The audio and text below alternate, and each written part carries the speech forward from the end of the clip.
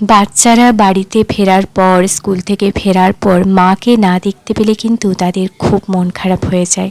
যে সকল বাচ্চাদের মা বাবা দুজনেই কাজে বেরিয়ে যায় সকাল হলে, সেই বাচ্চাগুলোর যে কতটা কষ্ট হয় ওদেরকে কাছ থেকে না দেখলে কিন্তু বোঝা যায় না। ওরা কতটা মানসিক কষ্ট নিয়ে বড় হয়।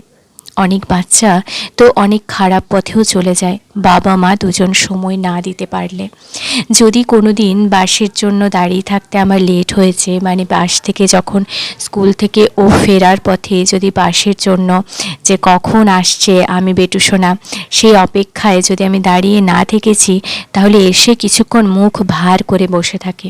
বাড়িতে হাজারটা প্রশ্ন করে ফেরার পরে, মা তুমি কেন যাওনি আমাকে আনতে, কেন তোমার লেট হয়েছে। আমাকে অনেক বোঝানোর পরে তার মন শান্ত হয়, তার অভিমান দূর হয়। সত্যি বাবা মাকে কাছে না পেলে বাচ্চারা কিন্তু অনেকটা অভিমান নিয়ে, অনেকটা না পাওয়া নিয়ে, অনেকটা কষ্টে বড় হয়।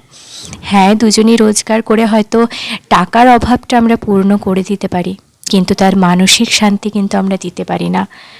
অনেক টাকা হয়তো আমরা জমিয়েও দিতে পারি ব্যাংকে, তার জন্য ভাবি যে তার ভবিষ্যৎ সুরক্ষিত হবে। অনেক টাকা রোজগার করলে, আমরা বাবা মা দুজনেই চাকরি করি, বাইরে বলতেও কিন্তু আমাদের অনেকটা ভালো লাগে। কিন্তু আলটিমেট যখন বাচ্চাটা বড় হয়, তখন আমরা বুঝতে পারি যে আমরা তাকে কিভাবে বড় করলাম। সে কতটা কষ্ট নিয়ে, কতটা না পাওয়াগুলোকে চেপে রেখে কতটা কষ্টের সাথে বড় হলো। এবং সব বাচ্চাই যে তাতে সাকসেসফুল হয় সেটা কিন্তু হয় না। আমরা যতটা ভাবি ততটা কিন্তু পাই না, তাদের খুবই কষ্ট হয়। বিশেষ করে মা যদি বাড়িতে না থাকে, মাকে কিন্তু একজন বাচ্চার খুবই প্রয়োজন ছোটোবেলায়।